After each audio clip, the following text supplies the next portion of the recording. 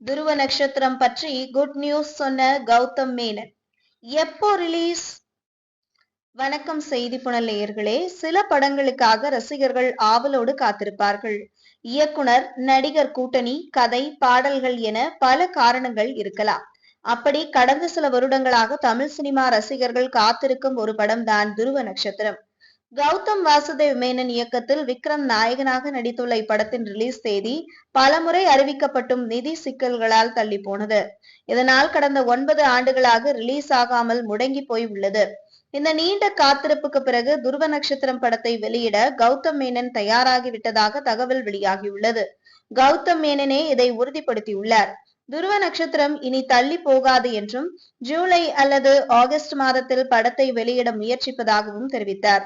இதற்காக வேறு எந்த படத்திலும் நடிக்கவோ இயக்கவோ போவதில்லை என்றும் ரிலீஸுக்கான வேலைகளில் மட்டுமே கவனம் செலுத்துவதாகவும் ஒரு யூடியூப் சேனலுக்கு அளித்த பேட்டியில் கூறினார்.